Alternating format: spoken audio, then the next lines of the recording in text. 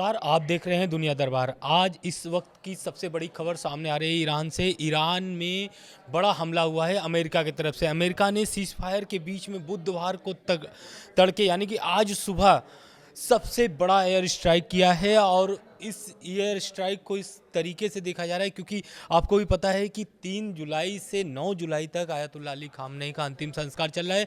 इसके बीच में अमेरिका ने बड़ा हमला किया है और इस हमले में ईरान को भारी नुकसान हुआ। मैं आपको वीडियो में आगे बताऊंगा कि अमेरिका ने किन किन जगहों पर ईरान में हमला किया है और ईरान का इस पर क्या पलटवार आया है। ईरान के साथ साथ ईरान ने भी कई देशों पर हमला किया है, जैसे जो खाड़ी देश है, कुवैत है, बहरीन है, इस पर भी हमला किया है। तो आगे एक एक करके हम आपको अपडेट्स देते जाएंगे। आज के सबसे पहले 5 बड़े अपडेट्स हम आपको बता देते हैं कि ईरान ने बीते दिनों स्ट्रेट ऑफ हॉर्मुज पर 3 टैंकरों पर निशाना बनाया था। इसको लेकर के अमेरिका ने पलटवार किया है और अमेरिका का जो एयर स्ट्राइक है उसमें भारी नुकसान ईरान को सहना पड़ा है।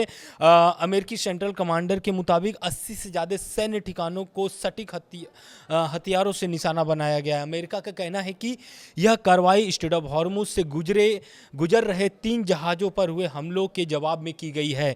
वाशिंगटन ने इस हमले के लिए ईरान को ही जिम्मेदार ठहराया है। एयर स्ट्राइक में air defence system, command and control centre, तटीय रडार, सतह से हवा में मार करने वाली मिसाइलें, एंटी शिप मिसाइलें सिस्टम, ड्रोन लॉन्च साइट्स और आईआरजीसी की 60 से ज़्यादा मिलिट्री बोट्स को भी निशाना बनाया गया है। तो इसमें ईरान को भारी नुकसान सहना पड़ा है। लेकिन ईरान का इस पर क्या प्रतिक्रिया है और ईरान ने किस तरीके से अमेरिका को जवाब दिया है, तो उस पर भी एक बड़ा अपडेट है। ईरानी मीडिया के मुताबिक शरीक कैस द्वीप और बंदर अब्बास में कई धमाके हुए हैं। कई जगहों पर आग भी देखे गए हैं। यानी कि ईरान जो है अब फिर से युद्ध के लपेटे में फिर से आने शुरू हो गया है। इसके जवाब में ईरानी सेना ने बहरीन और कुवैत में अमेरिकी सैन्य ठिकाने यानी कि अमेरिका का जो वहाँ पर एयरबेस है वहाँ पर ईरान ने बड़ा हमला किया है, जिसमें 85 से ज़्यादा टारगेट्स हिट करने का दावा किया है ईरान ने। ये हो गया आपका आज का अपडेट। और बीते 24 घंटों में क्या क्या चीज़ें ईरान में बदली हैं उसको लेकर के हम आपसे बात कर लेते हैं एक बार फिर से, क्योंकि देखिए इस हमलों के बीच में खामनेई साहब का जो अंतिम संस्कार है वो अभी भी जारी है और उनका जो पार्थिव शरीर है अब वो इराक के नजफ पर पहुंच चुका है।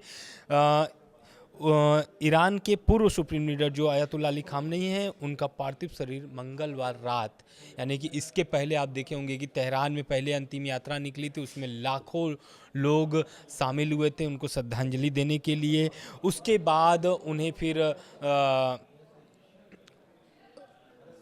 कोम लेके जाया जाता है। कोम के बाद फिर आज यानी कि मंगलवार रात बीते दिनों इराक के लिए रवाना कर दिया गया था, जो कि आज नजफ शहर पहुंच चुका है। और ये अंतिम यात्रा इराक से फिर इनकी जो पार्थिव शरीर है फिर ईरान लाया जाएगा, जहां पर मशहद यानी कि जो खामनेई साहब का जो पैतृक गांव भी है एक तरीके से, जहां उन्होंने इस्लामिक शिक्षा भी हासिल किया था, वहीं पर इमाम रजा की दरगाह है जहां पर उन्हें दफनाया जाएगा यानी उन्हें सुबर्दे खाक किया जाएगा। साथ ही साथ एक बड़ा ईरान ने दावा भी किया है इस हमले के बीच में कि ईरानी सेना का दावा यह है कि बहरीन के शेख ईशा एयरबेस पर तैनात अमेरिकी सैनिकों को निशाना बनाकर ड्रोन हमला किया है ईरान ने। तो आप समझिए कि जिस तरीके से लग रहा था, कतर ने भी अभी पहले बयान दिया था आयतुल्लाह अली खामनेई के अंतिम संस्कार के 1-2 दिन बाद ही कतर का बयान आया था और उन्होंने कहा था, कतर का बयान में ये था कि ये जो अंतिम संस्कार चल रहा है इसके बाद अमेरिका और ईरान की फिर से बैठक होने वाली है। लेकिन अब जिस तरीके से हमले शुरू हो गए हैं, इस हमले के बाद नहीं लगता है कि ये जो बैठक है फिर से शेड्यूल हो, क्योंकि आपको भी पता है कि कतर जो है कि कतर के दोहा में अमेरिका और ईरान की आखिरी बैठक हुई थी।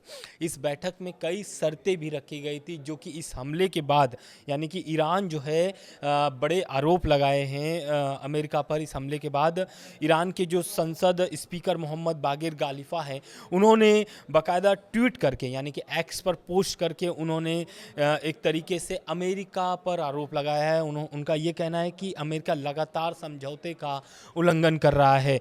जिस तरीके से ईरान के कई जगहों पर हमले हुए हैं जिसमें भारी नुकसान भी सहना पड़ा है, उसको लेकर के गालिफा के मुताबिक अमेरिका ने हॉर्मुज में ईरान के अधिकारों में दखल दिया है, लगातार सैन्य हमलों की धमकी दी है, ईरानी तेल निर्यात पर प्रतिबंध फिर से लागू किए हैं, दक्षिणी ईरान पर एयर स्ट्राइक की और लेबनान में जारी इजरायली सैन्य कार्रवाई का समर्थन किया है।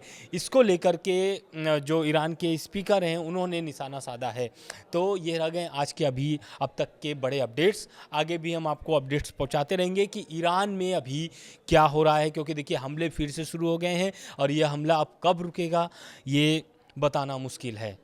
धन्यवाद।